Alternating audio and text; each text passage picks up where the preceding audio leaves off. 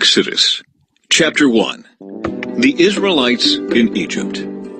These are the names of the sons of Israel, that is, Jacob, who moved to Egypt with their father, each with his family. Reuben, Simeon, Levi, Judah, Issachar, Zebulun, Benjamin, Dan, Naphtali, Gad, and Asher. In all, Jacob had 70 descendants in Egypt, including Joseph, who was already there. In time, Joseph and all of his brothers died, ending that entire generation.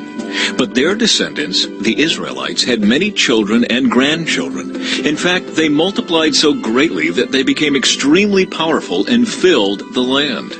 Eventually, a new king came to power in Egypt who knew nothing about Joseph or what he had done.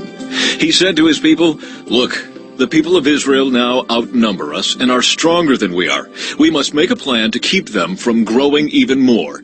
If we don't, and if war breaks out, they will join our enemies and fight against us. Then they will escape from the country."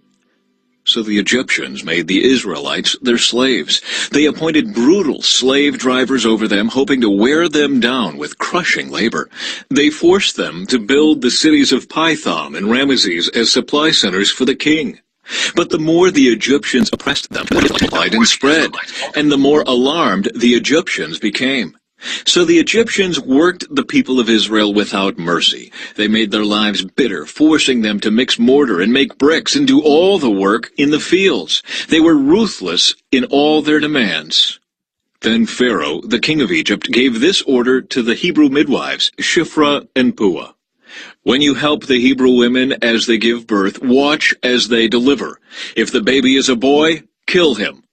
If it is a girl, let her live." But because the midwives feared God, they refused to obey the king's orders. They allowed the boys to live too.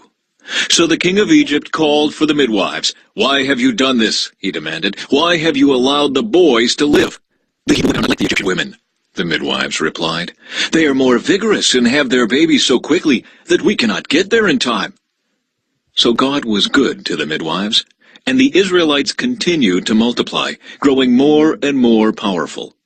And because the midwives feared God, he gave them families of their own.